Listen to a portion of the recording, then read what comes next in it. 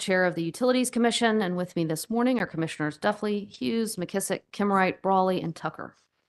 I now call for oral argument, docket numbers ER-144, sub 0 through 4, which is in the matter of Charlotte Leased Housing Associates 2 LLLP, application for authority to resell electric service pursuant to North Carolina General Statute, Section 62-110H, located at 7800 Creek Ridge Road in Charlotte, North Carolina, 28212. In compliance with State Government Ethics Act, I remind all members of the Commission of our duty to avoid conflicts of interest and inquire at this time as to whether any member has a known conflict with respect to matters coming before us this morning. The record will reflect that no conflicts have been identified, so we will proceed. On March 3rd, 2023, Charlotte Leased Housing Associates 2 LLLP, to which I will refer as the applicant, filed applications with the Commission and docket numbers ER-144, sub 0, 1, 2, 3, and 4 for certificates of authority to resell electric service at the complex known as Creek Ridge on the Park, located at 7800 Creek Ridge Road in Charlotte, North Carolina. On May 1st, 2023, the public staff filed correspondence to the applicant in each docket, outlining the deficiencies in each application and requesting the applicant to file a motion to consolidate the 5 dockets into a single docket. On May 2nd, in each docket, in response to the public staff's May 1st filings, the Commission issued an order finding the application incomplete and directing the applicant to work with the public staff to correct the deficiencies. On July 11th, 2023, the applicant filed in the sub-0 docket only an application for a waiver in which it requested that the Commission granted a waiver from the prohibition on master metering set forth in North Carolina General Statute Section 143-151.42a and authorize the use of master metering in its planned income qualified multifamily residential property consisting of 150 residential apartments. On September 14th, 2023, the applicant filed in each separate docket a request to consolidate each docket into docket number ER-144 sub 0. On September 20th, the applicant filed in docket number ER sub 144-0 responses to the public staff's deficiency letter of May 1st. On November 17th, 2023, the public staff filed a second deficiency letter in each separate docket seeking further information from the applicant. The public staff's filing noted that the public staff did not object to the applicant's request to consolidate the dockets. On November 27th, 2023, the applicant filed a motion for oral argument requesting that the Commission issue an order scheduling an oral argument to permit the applicant an opportunity to seek Commission approval to use master metering at Creek Ridge on the Park. On November 28th, 2023, the Commission issued an order consolidating the 5 dockets into ER-144 sub 0 and scheduling an oral argument to take place on this date and at this time in Raleigh. The public staff, which represents the using and consuming public, is a party to this proceeding pursuant to North Carolina General Statute Section 62-15 sub D. I now call upon counsel for the parties to announce their appearances for the record. We'll begin with the applicant. Madam Chair, members of the Commission, Robert Kaler appearing on behalf of Charlotte Leased Housing Associates. Good morning, Mr. Kaler. Chair Mitchell, William Creech, C. Creech with the public staff, joined by William Freeman on behalf of the using and consuming public. All right, good morning, Mr. Creech and Mr. Freeman. All right, before we get started, any preliminary matters? Not that I'm aware. All right, Mr. Kaler, we'll begin with you, so you may proceed.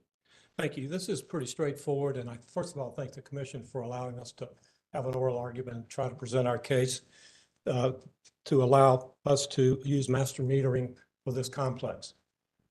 North Carolina is maybe one of only a couple of states that has a prohibition against master meters.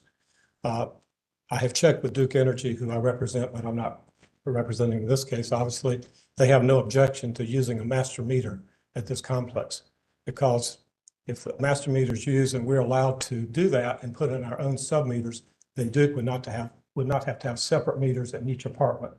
Therefore, they would get one bill and they would be compensated for all the electricity that goes through that master meter.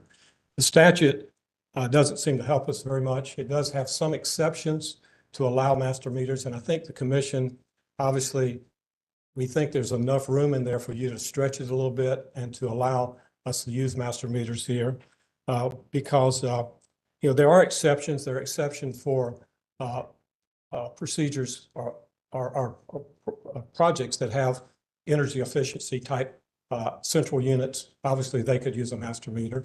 There's also an exception for homes for the elderly. So we're actually seeking an exception for affordable housing. These units, 150, will be for affordable housing. And the way it works for them to make this available for those low-income affordable housing is that with a master meter and their own sub-meters, they can charge a different rate to each tenant in the apartment. And the rate they would charge would be under Duke's General Service. And you would think that might be more expensive, but it's actually less. So by using Duke's General Service rate for each tenant, each apartment, they actually save anywhere from $13 to $15 for a one-bedroom apartment and up to $30 for a 2 or 3 bedroom apartment. This goes into a combined lease that they can charge for the apartment under rules set forth by the U.S. Housing and Urban Development. So they have to be very careful in terms of how much they charge for each unit for it to qualify as an affordable housing. So we believe that allowing us to pass that lower cost on to the individual tenants makes it feasible to have this affordable housing.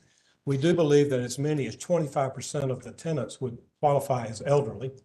And we also believe that it's in the best interest to allow this to move forward. If we can't move forward now, we would attempt to try to get the statute changed, but the General Assembly's not in session. They won't come back in until May. We don't think there's any resistance to having a change that would allow an exception for affordable housing. But if we had to wait until May, it throws our construction cycle off. It throws everything that we do off almost for over a year.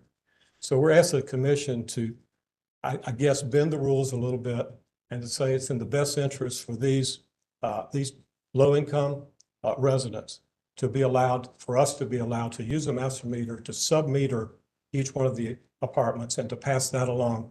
In addition to that, we do have an energy advisor that works with this company, and they will be monitoring the bills each month to make sure that each tenant in those apartments is being efficient with regard to the use of the electricity, and they will provide advice to them, if they're being inefficient. So they'll be recording those values each month. You might ask, well, why didn't we go ahead and just put Duke meters in and let Duke do the metering until we could get an exception to the master meter? That would be a tremendous expense for Duke to come in and put the meters, then have to pull them out, then for us to come in and put the meters. And so it's much more economical if we're allowed to use the sub-meters, use the master metering statute, and move forward. So that basically is our argument. It's pretty straightforward. We think that there's no other party that's harmed by this. There's no one that's opposed to it.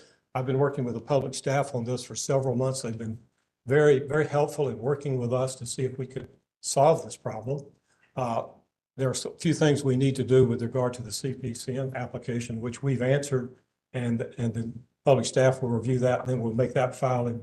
But we're actually really not a reseller. We're actually, even though we filed under that statute, which we have to, the bill that we pass along to the individual tenant is a straight pass through on the Duke rate. They will not be reselling that and charging anything higher. So they'll simply be charging a lower rate. So I don't think there's any problem with Duke putting in the master meter and the billing taking place on a general statute tariff rather than a residential statute, which would be higher. We'd be glad to try to answer any questions you might have in regard to how it's set up and any other thing you might have in terms of how we would bill these customers. All right, Mr. Kaler, I do thank you for your argument. I do have a question for you, just because my recollection in reviewing the record is that the applicant did propose to charge an administrative fee up to $375. Yes, that's under the reseller statute. Okay, That's so correct. so is that I'm trying to understand, does your client want to proceed as a reseller pursuant to the statutory authority in I think 62110? we have to proceed under that statute, and it would be limited to that 375, and we would be bound by all the other rules that apply to a reseller. Okay, so your comments were not actually a reseller. You're just saying sort of, Under the statute, we have to apply to those conditions. okay, all right. Okay, thank you. That's, that helps me understand sort of the specific ask here. You also mentioned, I understand the rate schedule that your client would be able to use and the mechanism that you all are going to use to pass cost on to the ultimate customer here. And you indicated specific savings. I think you said $15 for a month for a 1-bedroom, $30 a month for 2-bedroom, Right. sort of approximately. Yes. Can you confirm for me that the savings that you would achieve here through this proposed arrangement are actually going to be passed on to the customers? I don't, Yes, I don't, hang on, let me finish my question, because I don't know enough about the way these, the way a rental arrangement can be structured. They're not going to increase the rent because they're able to decrease the electric bill. That's ultimately what I'm getting Yes, at. that's correct. And my client can confirm that under Okay. the rules set forth by HUD, you have to show that the total rent is a certain value, and we will not be able to increase the rent to make up for the difference. Okay. So we pass both of those along to these tenants, and we're bound by those rules set forth by HUD in terms of affordable housing. So the savings that you would achieve through using a master meter, taking at the general service rate, are actually going to go to to the tenant's bottom Absolutely. line here. Absolutely, we guarantee that. Okay, let me see if there are other questions from commissioners. Commissioner Duffley, go ahead. So, how is that lease structured then? Is it like an electric reseller where you have the rental portion and then you have you mentioned a pass through, you're simply passing through the lower rate. So will they receive an electric bill as well, or is it all within the one I rent? believe they receive one bill each month, which is a bundled rate, which shows the rental and the electric usage for that unit, and it's monitored for that unit for each tenant, yes. So when a tenant uses less electricity, but 1 month, like say 1 month, it's a certain amount, and then the next month it's a lower amount, they will receive a lower That's correct. rent. Okay. Yes. Okay. Thank you. And we have our own sub-metering that we would put in for each apartment Mm-hmm. to measure that. And they will only be billed for the electricity for their apartment, not for any common usage or anything else. Each apartment will be billed just for their usage. Okay. Thank you.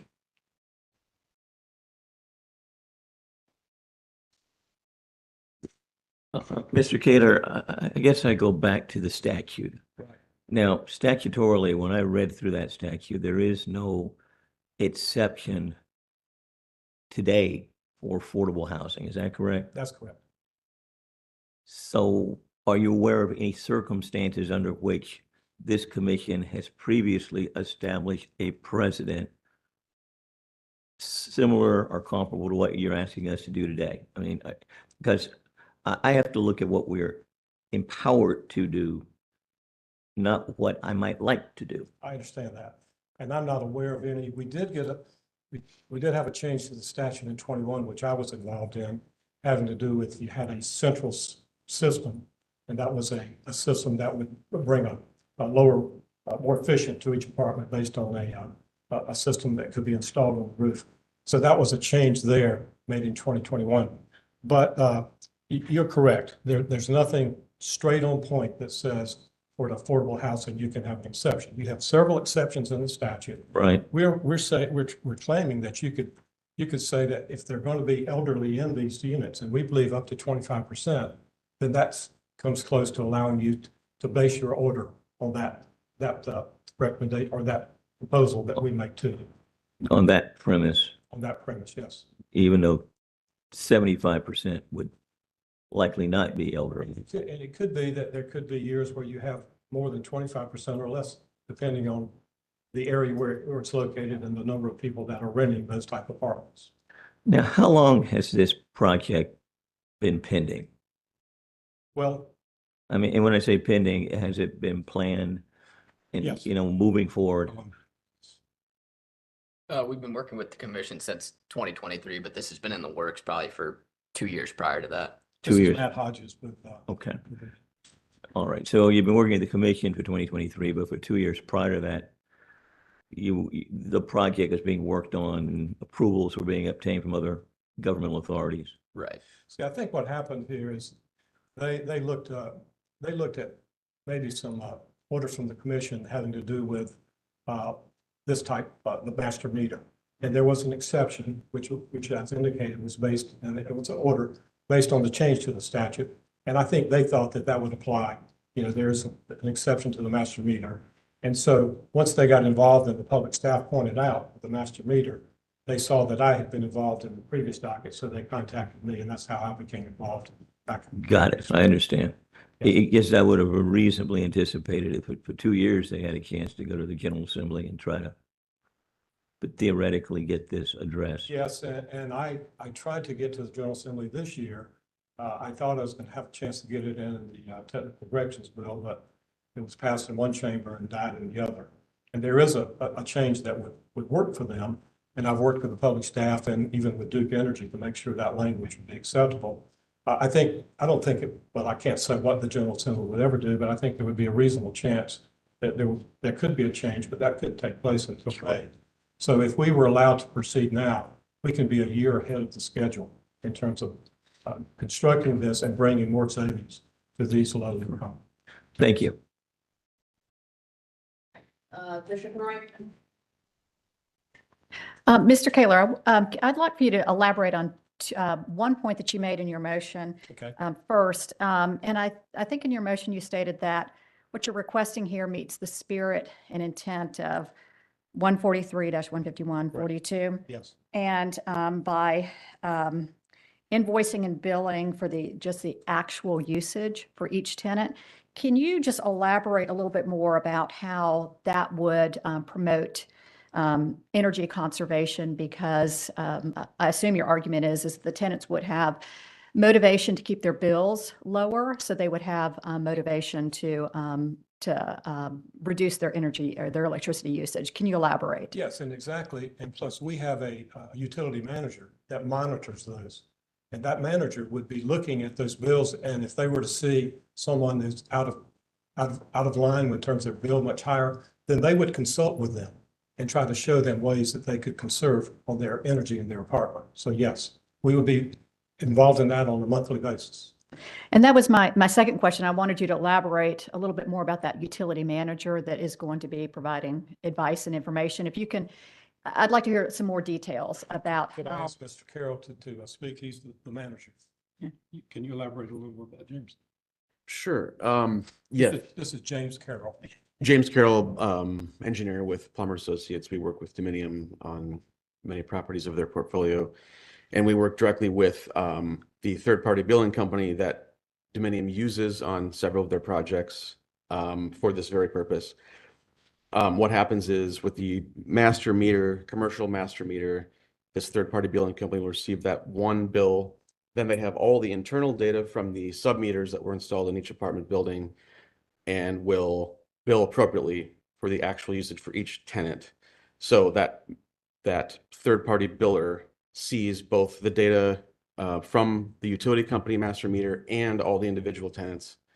And there's a one-to-one correlation there. And as was mentioned earlier, none of the common area usage or site usage gets passed on to tenants. Tenants are only charged for exactly what their individual meter says. And if you notice a tenant that has higher energy or electricity usage, what type of information or advice do you provide to them? What are you envisioning to help those tenants reduce their energy usage? Sure, and because it's basically one building and every unit is nearly identical in terms of what was installed by the developer,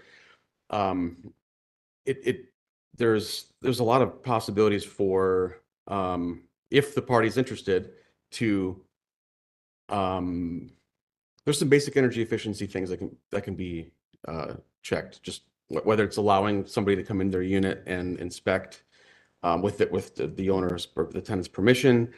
I know there's a lot of obvious things that can happen, like people leave windows open when they shouldn't, and there's a lot of I can't think of any specific things off the top of my head, but there are it's correlations with how many tenants are actually in the unit, whether it's one person or a whole family. Maybe there's too many people in there and there's excessive energy usage.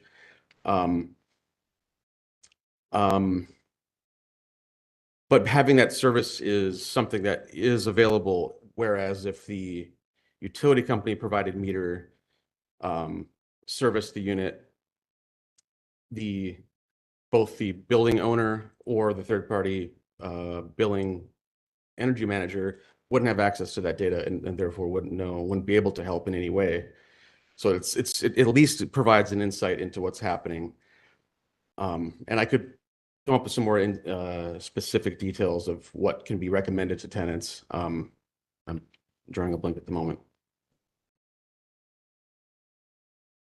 And two final questions. First, while we're talking about that, will this utility manager be proactive in reaching out to the tenants, not waiting for them? Because I think tenants may not understand services that would be available. Will you be proactive in reaching out? Yes, and this particular third-party manager deals with, I don't know the number, but several properties that Dominium owns and operates. So they do have they do have procedures in place to in other states, for example, as well. That's just part of the services they provide is both billing and measuring and helping tenants as needed. Mm-hmm. And then following up about the sub-meters that are going to be installed, will they provide information in addition to just the actual energy usage? Like, for example, are they sophisticated enough, or do they have the technical ability to determine what appliances are using the energy? What is the level of technical sophistication? In general, what typically happens is it's just it just replaces the utility provided meter. So it's just one stream in, and it doesn't aggregate down to the individual circuit level. So it would just be the apartment as a whole. There are ways to get more advanced and more complicated, but just the nature of it being affordable housing and budgets are already tight as it is. It is a great good enough step just to have one single meter for the whole apartment. Thank you. All right, Commissioner Tucker. Thank you, Madam Chair. Couple of questions.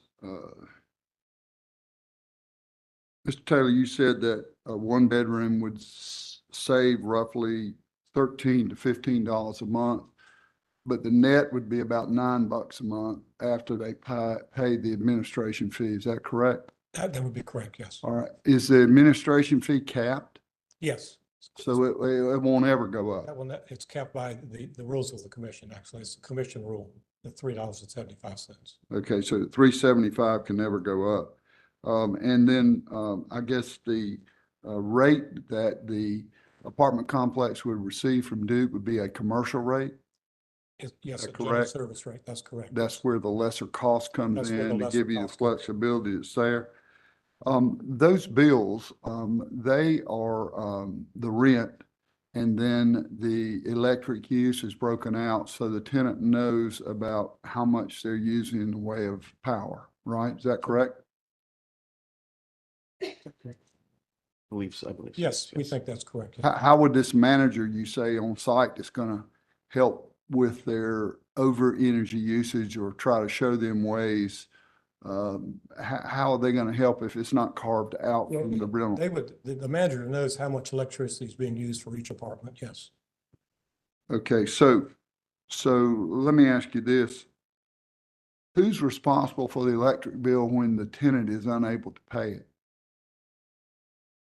If the tenant is unable to pay, it would be a process, I assume, where at some point in time, just like the rent and everything else. Oh, we'd be responsible. The owner would be. The owner's responsible for, we pay the master meter to begin with. So Right. Duke is paid upfront. If the tenant doesn't pay, then that's a loss to the owner itself. And I guess they'd be evicted, correct? Well, they would go through a process. I Right, assume. yeah, the Could process, evict anyone. process of eviction. Yeah. Okay, thank you, sir. Yes, sir. All right, Commissioner Hughes has a question, then I'll come back to Deffley and then McKissick. Just a quick question. How will water be metered? Just curious. I think you can go ahead. I know, I believe it's similar where water sub-meters will be installed and this basically the same conversation. applies to the water as well. So third-party billing and individual measuring of. If that's use. not the case, could you let us know? But Yeah, that is the case. It is the case. It is the case. So we were talking about the rules. So hypothetically, if this commission approved your application or motion, you're suggesting that you follow 62-110J, which states that the applicant would be subject to 62-110H subdivisions 2 through 8. And are you also in agreement that the commission rules that correspond with subsection H 2 through 8 would apply to your client? Yes, we are. Okay. And then you mentioned this third-party manager, the utility manager, and I heard that it was third-party. So is this manager is not going to be on site? Is that correct? That's correct. They're not on site. No. Okay, and without revealing confidential information, is the name of this third-party manager confidential? No, I don't think so. It's Sagility. Sagility, how do you spell that? Good question. I think it's, let me find it quick. SAGILITI. Okay. And then Right. with respect, thank you for that. With respect to the renting of multiple bedrooms, like the 2 to 3 bedroom apartment, you're not, it's just the submeters to the apartment. So you're not renting by the bedroom for those 2 or 3. It's it's not for separate bedrooms, it's for the one apartment. Okay, but you're not renting per bedroom. Okay, thank you. Just a couple of questions. I guess the gentleman who's the engineer would be the one I want to address. I gather this complex has 4 different residential buildings. Is that right? That's I right. believe that's, yeah. And about how many units are in each building? About 40. About 40 units per building. Yeah. And it's anticipated they're all going to go into construction at the same time, or how do you? Yeah, it's currently under construction right now. It's under construction right now. Now, let me ask you this. In terms of the heating, air conditioning, I guess that's provided by heat pump type system. I believe that's correct, yes. Are there any attributes to that heat pump system that would qualify it as being energy efficient? I'd have to defer. I don't I mean, recall like the specs SEER on it. level or anything that would make it or qualify it as being energy efficient? I do not recall the specs of the specific models being installed. Okay. And I guess I would ask the same for like a hot water heater. Is that electric or, That would be electric as well. and do we know about whether anything there would qualify it as being energy efficient? I can just chime in. This is under the North Carolina Housing Finance Agency is the financing, and under their rules, we have to follow the Energy Star multifamily. So if that would, Okay. so if that helps you with your answers. And the building is Energy Star certified? Yep. So if the so the building being Energy Star certified, it's a rigorous process to assure whether it's specific appliances and everything are Energy Star standards, as well as there's some other building characteristics that would apply to common areas as well. But the building itself being Energy Star certified is that's a high bar in terms of energy efficiency, and so achieving that is beneficial for everybody. And I guess, Mr. Kaler, I raised this question, where there's any consideration to try to submit this particular application or petition under the provisions of the statute which deal with energy efficiency. I mean, as opposed to. That and see if we could modify it. I wasn't aware of that there's a statute that's different than what we're under right now. Well, I mean, the one here, they have some language dealing with energy efficiency within it. Trying to remember which section I saw here. It was Oh, you under- mean, Yeah, 151.42. If you go down under subsection A. Yeah, I view that as being if you have a central system rather than individual systems. So that's the reason. we So don't so have it a would central not system. qualify No, under we don't any. have a central system, right? Okay, I was just trying to see if there was any leg there. Doesn't appear to be. Thank you. Thank you. You may. Go ahead, Commissioner Tucker. I'm just, from a business standpoint, I'm sorry, I just have to ask this question. Why would you go to all this trouble to go to this effort to have a individual check people's bills, follow energy, do all the things that you have to do with the sub meters rather than having do it? What's advantageous money-wise to the developer? Is there some subsidy or something from the feds or whatever that, what's advantageous to you guys? I mean, it seems like a lot of trouble. I understand you're trying to reduce the bill for the low-income folks, and that's admirable, but there's just, for me, there's got to be something else to it. Could you share that with me? Maybe there's not. Yeah, I think there's two things. One, we already purchased those sub meters, and then two would be that with how the program works is that you have a max rent, and then there's the utilities are reduced from that rent. So kind of the direct benefit is that the rate is lower on the general service meters. Okay, thank you. Thank you, Madam Chair. Okay. Commissioner Brawley. Thank you. You use the term low-income apartments, and I'm thinking affordable housing. And would you describe the program under which you're operating? Yes, the affordable housing. Yeah, this is section 42. Okay, so for the benefit of the commission, will you just hit the high points? Yeah, so this is going to be the rent and income on all these units are restricted at 60% of the area median income. Okay. So what that range would be for one person, the max rent, the max income you could have for one person in 2023 is $41,000. And then a one bedroom rent in 2023 is $1,100. $1,122 is a one bedroom rent. And this complex will have both ones, twos, and three bedrooms. Okay.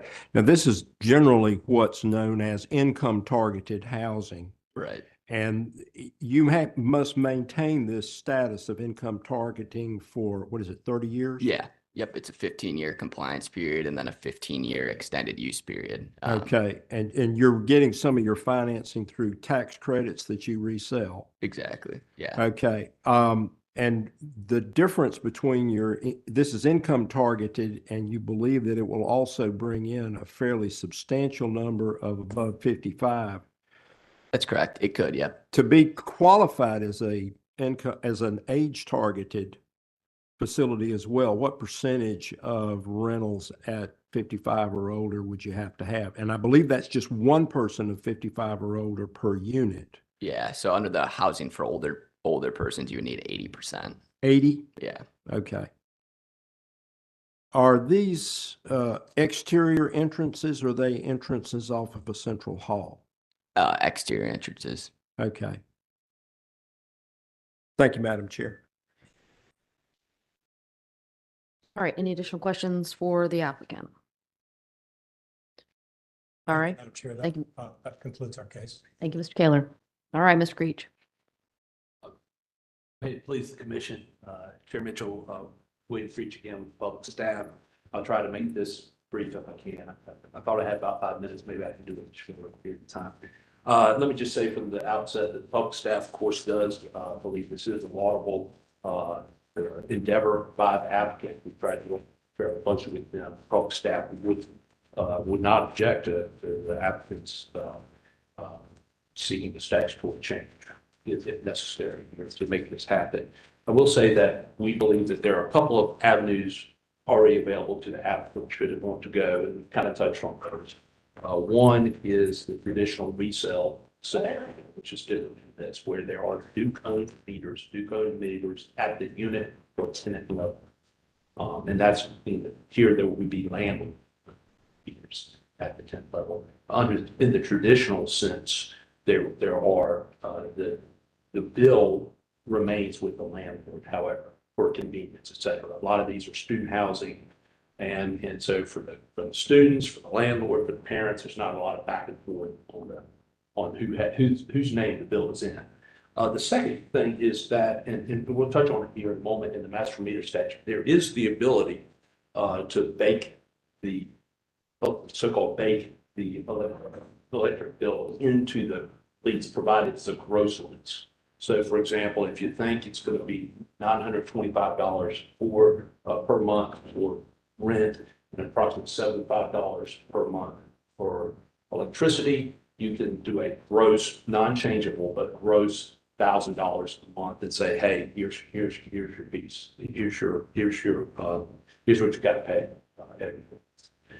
So those are the avenues available. Again, but the public staff would support or certainly would not object to a change in the statute if necessary, but we do not yet see how this is possible under the existing regulatory framework. When I say that, the statutes, the regulations, and potentially even the LGS, the General Services tariff that DEC has.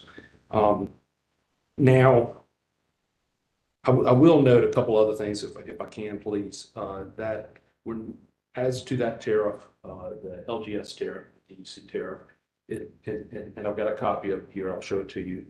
It does prohibit reselling generally. So I'll show you that here shortly. I do want to mention another consideration has to do with the $42 monthly assistance program that I believe that there's been an ED, there may be an EC here, and how that interplays with this type of scenario. So that's maybe a consideration to take into account.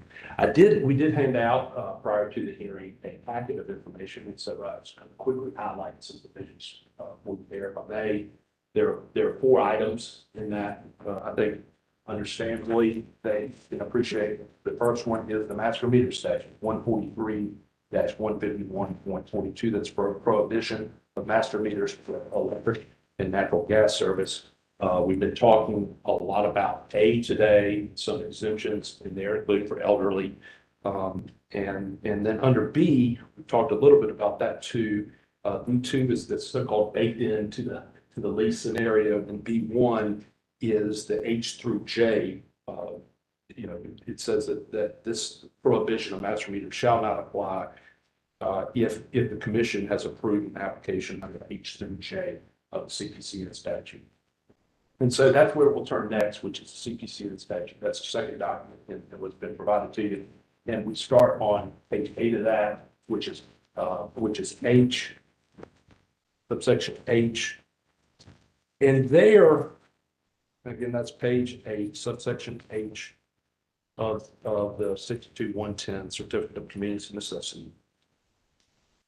There, it speaks in the introductory paragraph about allowing a lessor of any leased premises that has individually metered units for electric service in the lessor's name to charge for the actual cost of providing electric service to each lessee.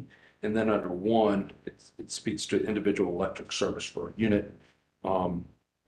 That is through, as we understand it, that's through traditional electric reseller scenario where there are Duke-owned meters at the unit.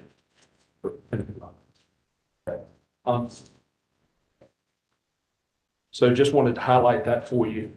The third document I provided to you are the rules, the Chapter 22 rules as promulgated by the commission. And that is the third document. It says Chapter 22, provision of electric service for lessors. The first provision there, R22-1 application, kind of recites H, speaks to individually metered units for electric service in the lessor's name. The lessor charges the actual cost of providing electric service to each lessee. And then if you turn over, please, to R22-3, that's the third rule in that packet there. The utility status certificate under R22-3B B1, at the end of B1, it speaks to the provision of residential electric service. And it's kind of the confluence of these items where the public staff has understood this to be charging residential customers at residential rates. Residential customers at residential rates. The public staff is not aware of the scenario where residents are charged something other than residential rates. And then finally, the final document there is the Duke LGS tariff, large general service tariff. That's a 3-page document. On the first page, the third paragraph of the first page, it says this schedule is not available to individual customer who qualifies for a residential or industrial schedule, etc. And then the second sentence says power delivered under this schedule shall not be used for resale or exchange in parallel with other electric power, etc. This is the existing DEC tariff. And so, overall, public staff, again, we support in concept. Of course, what the applicant wants to do is a laudable scenario. Do not yet see how this can be done. What the applicant is specifically trying to do within the existing statutory framework, and would be pleased to, would not object, we want to see it, but would not object to any reasonable change to the statute to allow them. Thank you. Mr. Creech, just a few questions for you. I think you covered this in your remarks, but I want to be sure I heard you correctly. Is the public staff aware of any other arrangement like the one requested by the applicant where residential customers would be served under a non-residential rate schedule? We've talked about that internally, and I'm not aware of that. We do. I did not say at the outset, and I would like to say now, if I may, Chair Mitchell, I'm joined today by James McLaughlin, who is the lead engineer in the Energy Division, as well as David Williamson and Tommy Williamson, all engineers, as well as our colleague and the manager of the Legal Division, Electric Division, Robert Josie. Okay. All right. Looking back at Schedule LGS that you provided for us, Mr. Creech, that paragraph that you drew our attention to, if you keep going, so that sentence that begins power delivered under this schedule, if you keep going, reading that sentence, you get to accept at the option of the company. What does that mean? And if the answer is I don't know, that's perfectly. Answers I don't know. I don't know. Okay. Okay.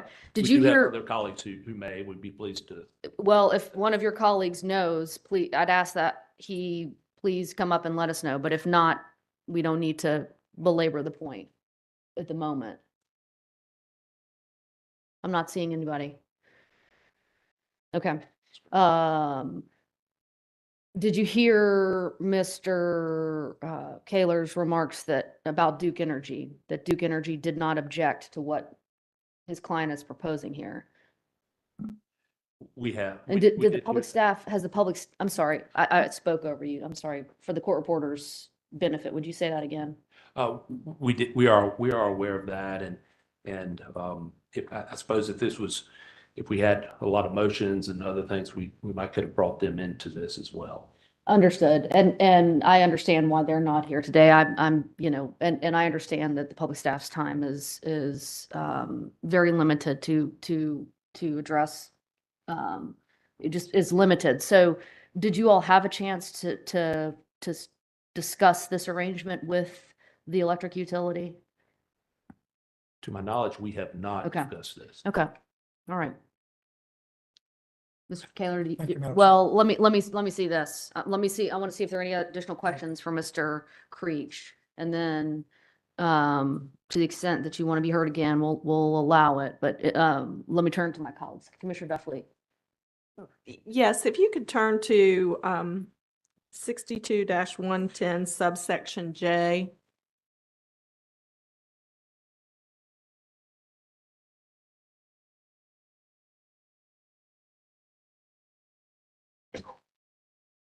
And can you explain to me the public staff's interpretation of this language in J? That what does it mean to have obtained the approval of the commission for the use of master meter pursuant to GS 143-151.42?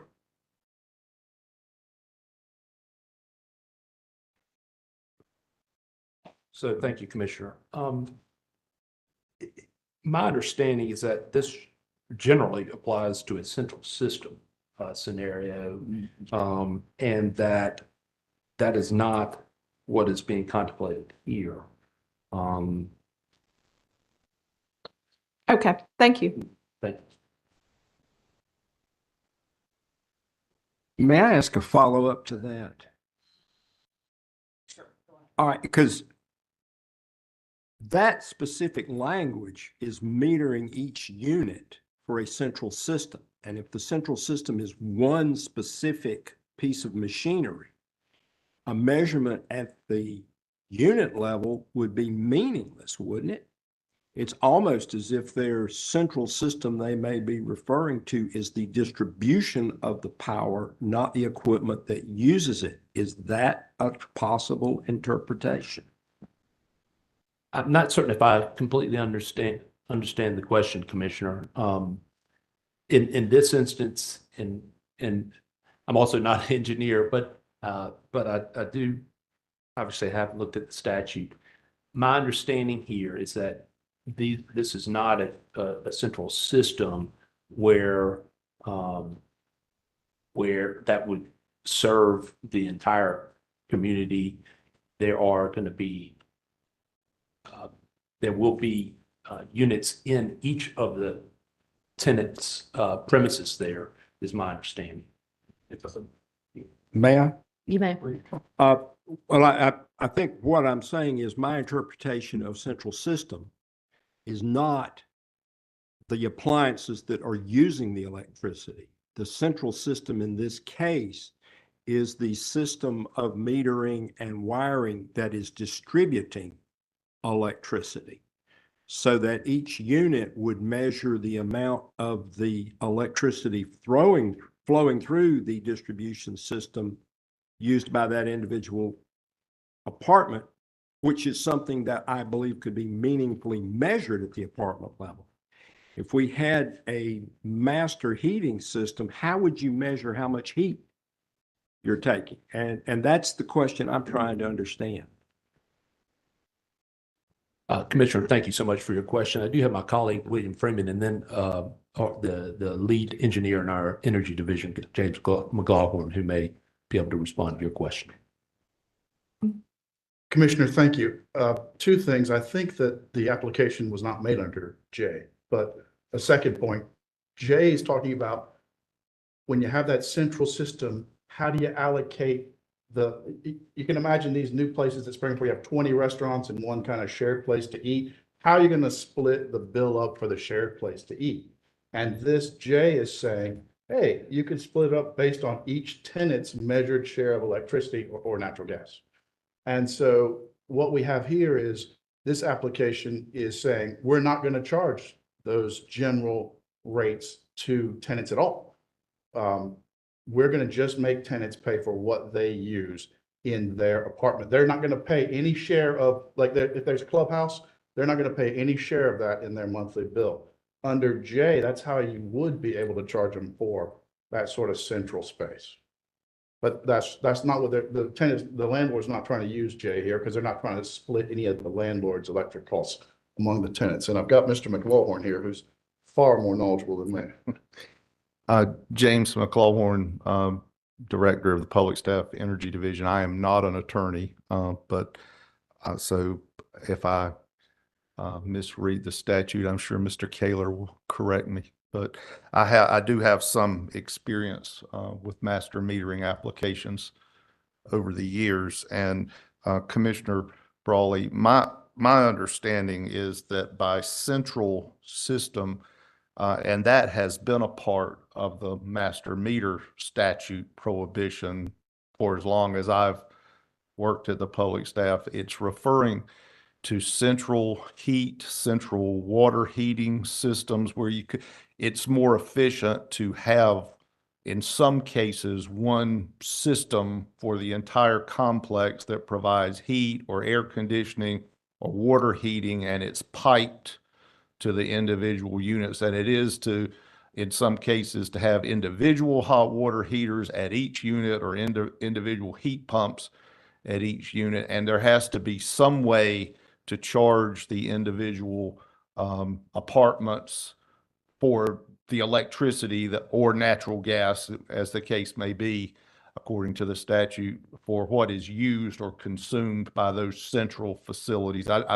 My understanding is that is what Jay is referring back to, that because Jay was added in the not too distant past, and it was referring back to that portion of the master metering statute. Okay, thank you, gentlemen. And I did want to compliment Commissioner Duffley for that catch on Jay. That was,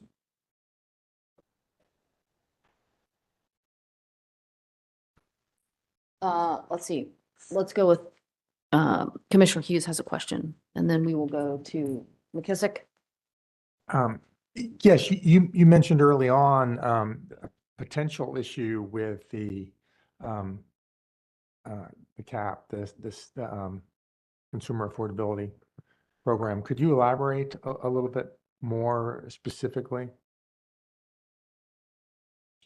Commissioner, I'm aware that we've not explored the interplay between the affordability that program that may be afforded to low-income tenants and how that may residents or customers, excuse me, how that may interplay with their with this scenario and whether they would be eligible for that type of program if they were in this type of facility. And so, one of the considerations is whether if you're going to get $42 savings under one or $30 on another, your net, you're down 12 there. And so we don't know the interplay between that, but that we just thought that was important to mention because that is something that we've not fully explored in this kind of one-off ER-144 document. Okay, yeah, I was looking for more details on that interplay. Yes, sir. So I agree with your assessment. Okay. And maybe that may be, I don't know if that's something the applicant has looked at as well, including as part of their discussions with the utility. I don't know.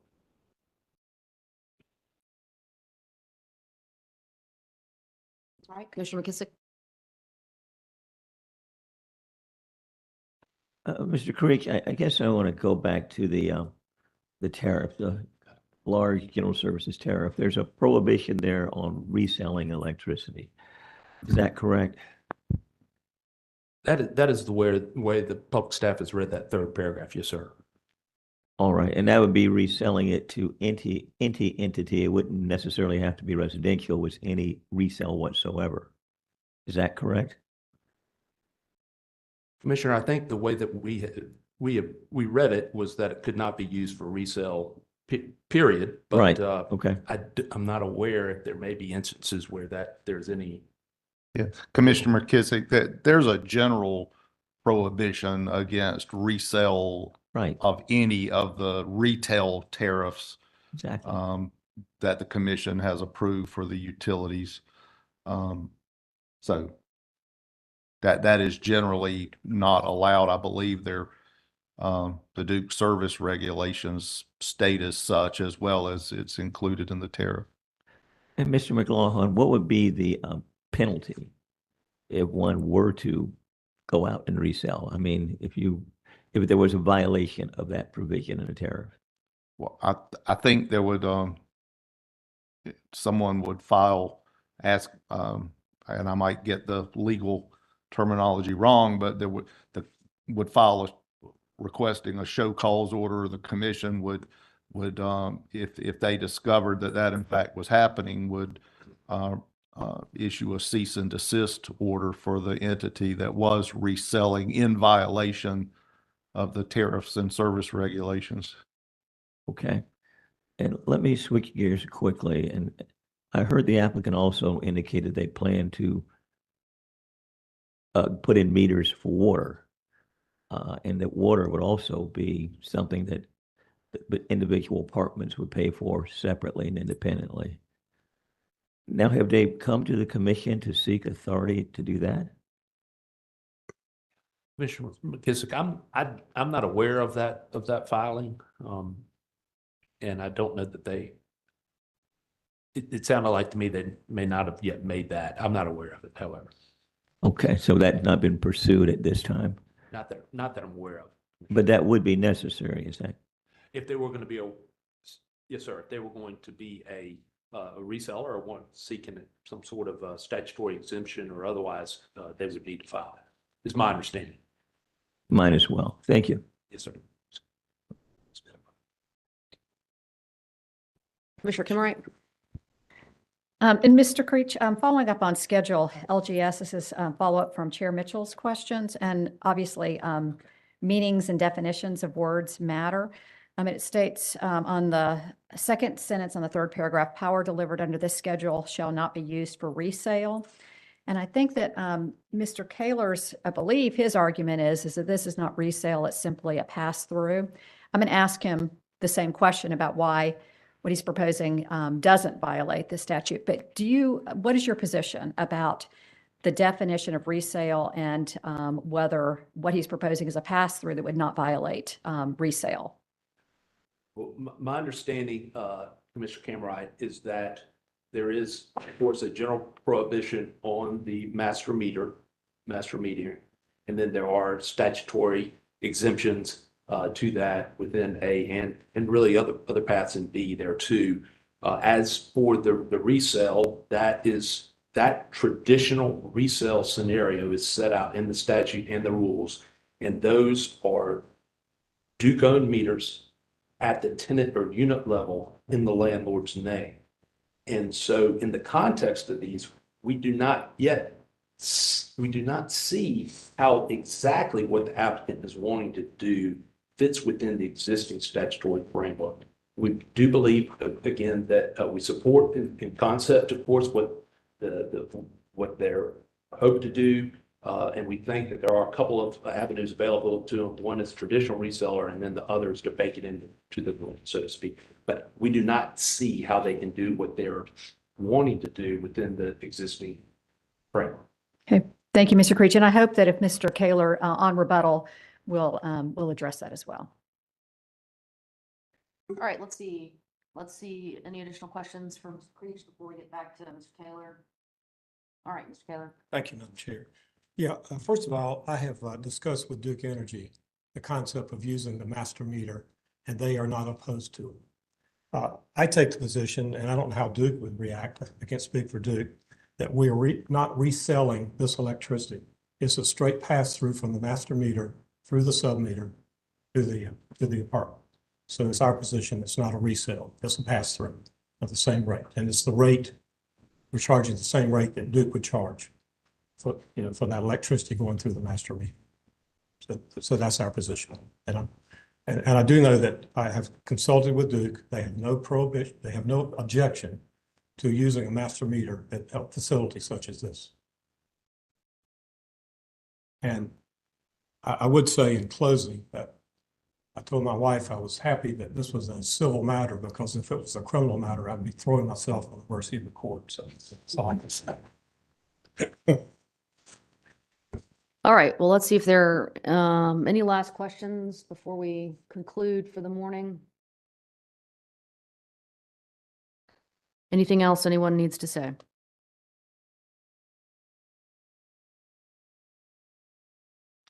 Okay. Thank you.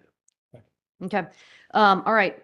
We would like post argument filings. As I've previously discussed with council, we typically give you all 30 days from the transcript. I'm hoping that we can get the transcript out fairly quickly so that you all can turn around post-hearing filings very quickly as well. I'll go ahead and say 30 days, but I'd like to get them as soon as possible. And with that, unless there is anything else, we will go off the record. Thank you very much. Thank you. Thank you, Commissioner. Thank you. Thank you.